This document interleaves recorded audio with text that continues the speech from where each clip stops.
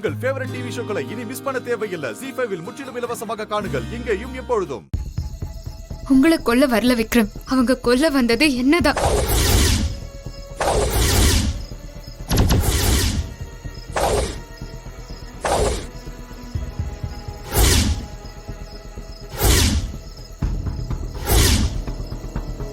நான் ரூம்குள்ள இருக்கிறதா நினைச்சுதான் அவங்க எங்க வந்தாங்க. அண்ணி, அந்த குட்டி குருஜிக்கும் உங்களுக்கு என்ன பிரச்சனை? அவன் எதுக்காக உங்களை கொல்றதுக்காக ஆள் அனுப்பணும்? எனக்கும் தெரியல விஜய்.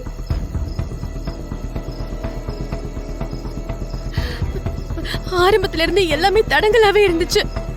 எல்லாம் கெட்ட சகுனமாவே நடந்தது. கடைசியில இப்படி ஆகும்னு நான் நினைக்கவே இல்லை. ஐசு, எதுக்கு அழுவுற?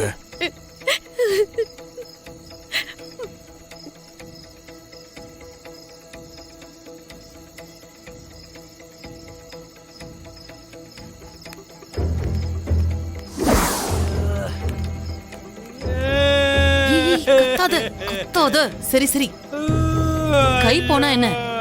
நாங்க உனக்கு பெரிய அமௌண்ட்டை செட்டில் பண்றோம். ஆனா எங்களை பத்தின உண்மை எதையும் நீ போலீஸ்ல சொல்லவே கூடாது. முடிஞ்ச வரைக்கும் மகா மேல கேஸ் ஸ்ட்ராங் ஆகுற மாதிரி ஸ்டேட்மெண்ட் கொடு. அவ உன்னை கொலை பண்ண வந்தான்னு ஒரு கொலை முயற்சி வழக்குல மகாவை உள்ள தள்ள இது ஒரு அருமையான சந்தர்ப்பம். பாத்துக்கோ, போ. ஐயோ,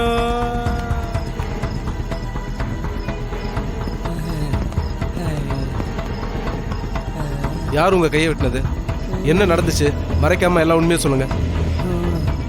மகாலட்சுமின்னு ஒரு மேடம், அவங்க 3 நாள் தியானத்துக்காக வந்து தங்கியிருந்தாங்க. ஏன்னு தெரியல, திடீர்னு என்ன சூலாயத்து மேல தள்ளி கொல்ல பார்த்தாங்க. நீங்க அவங்க கிட்ட தப்பா நடந்துக்கிட்டீங்களா?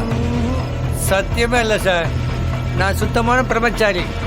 நீங்களே வேணும்னா அந்த மேடத்திட்ட கேளுங்க சார். சரி, ஓகே.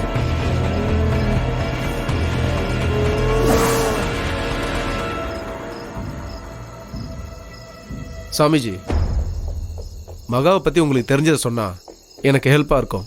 மகா ஏற்கனவே ஆழ்மன தியானத்தில் இருந்தப்போ மனக்குழப்பத்தில் இருந்தா, அடிக்கடி மயங்கி விழுந்தா. ஏதோ கனவுலாம் கண்டதா சொன்னான். இந்த மாதிரி ஆட்கள் இல்லாத இருக்கிற மாதிரியும் கற்பனை பண்ணிக்கிறது உண்டு. தனக்கு ஏதோ ஆபத்து வந்த மாதிரியும் அதை எதிர்த்து போராடுற மாதிரியும் அவங்களாம் நினச்சிட்டு திடீர்னு மற்றவங்க மேலே தாக்குதல்லாம் பண்ணுவாங்க. இந்த மாதிரி கேஸ் உலகத்தில் நிறையா உண்டு சார்.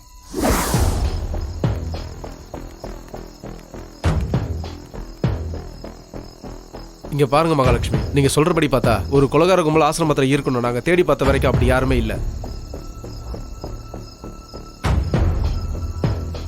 அவங்க கொண்டு வந்ததா நீங்க சொன்ன எந்த ஆயுதமும் எங்களுக்கு கிடைக்கல. நீங்க சொல்ற எதுக்கும் ஆதார சாட்சி எதுவும் இல்லை. உங்க ஹஸ்பண்ட் கூட அந்த கொலைகாரங்களை பார்க்கலன்னு தான் சொல்றாரு.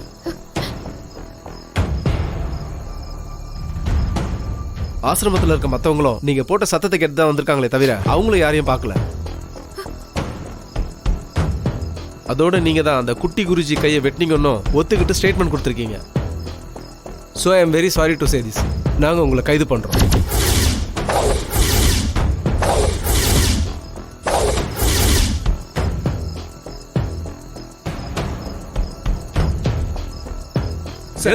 கொஞ்சம் கேளுங்க சார், என்ன நடந்தது சார். சார் சொல்றேன்ல, நான் சொல்றது கொஞ்சம் போங்க. ஹேண்ட் கேப் போடுங்க. மேம், சார் நான் சொல்றது கொஞ்சம் கேளுங்க சார்.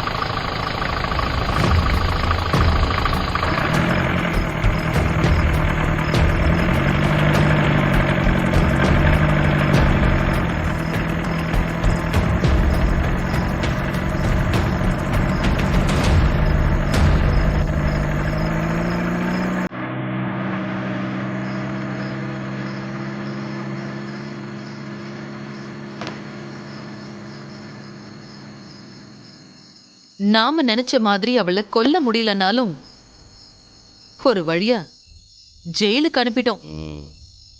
இனிமே அவ ஜெயில விட்டு எந்த காலத்திலயும் வெளியில வரவே கூடாது. அதுக்கான ஏற்பாடை பண்ணணும்.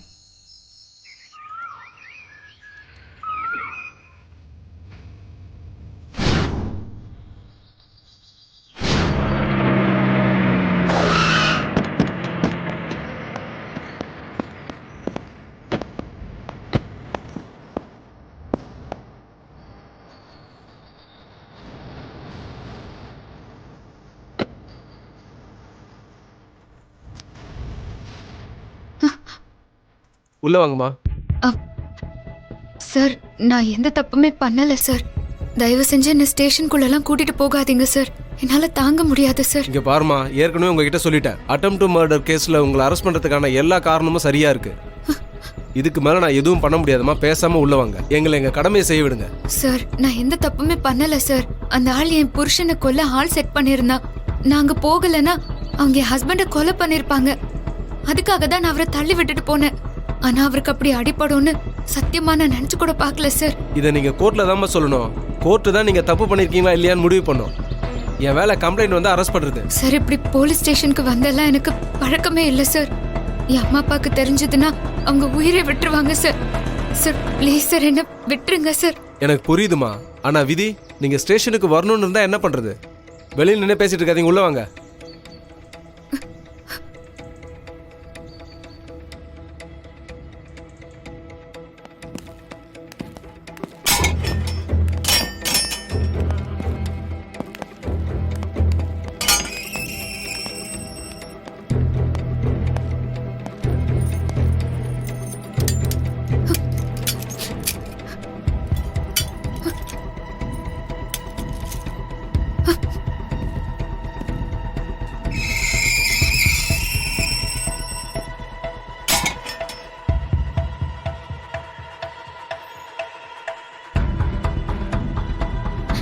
கடவுளே, ஏன் எனக்கு இப்படி ஒரு நிலையை உண்டாக்குன?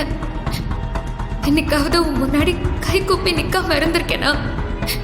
என்னைக்காவது உனக்கு விளக்கேத்தாம இருந்திருக்கேனா? மழை பெஞ்சாலும் புயல் அடிச்சாலும் வெள்ளி செவ்வானா உன் சன்னதிக்கு வந்து நான் ஒவ்வொரு நாளும் நின்றுருக்கேன். என்னை கை விட்டுட்டல்ல.